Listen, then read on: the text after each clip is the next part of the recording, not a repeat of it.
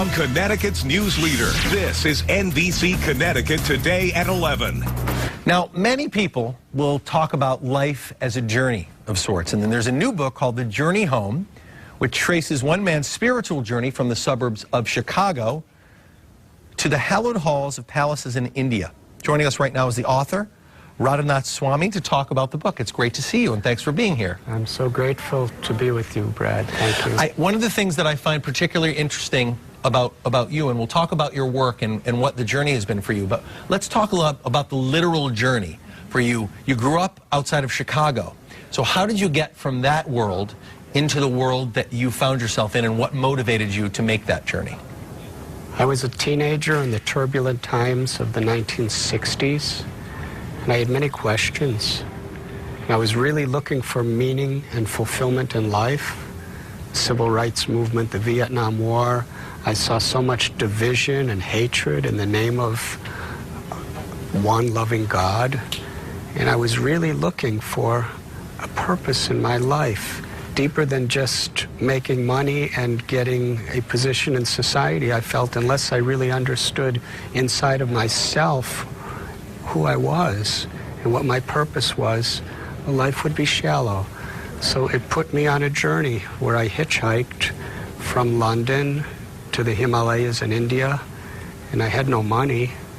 And the book was written because the experiences I had and the obstacles that I encountered are very much in the same spirit as what everybody is going through in life, perhaps in very extreme and exotic ways. Right. And how those obstacles help me to grow and help me to go deeper and help me to really find how I could be an instrument of positive change within the world. It's wonderful, and all of us in our heart of hearts would like to be an instrument of positive change in our little worlds, and there's no question about that. So you made a literal journey, spiritual journey, and a geographic journey. Talk about the support of your family, because I can picture now, from both perspectives of being a son and being a father, how in some ways it would be difficult for your family, but in others it's important to have that kind of support.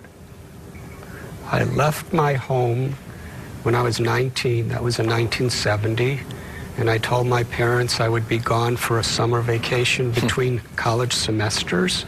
I was supposed to return in 2 months, and 4 months later they got a letter postmarked Iran telling that I was hitchhiking to India. I really had no companion, and it had no return address. I very much regret how much pain I caused my parents. Sure. But in my heart, I really felt that if I followed my calling, that God would compensate.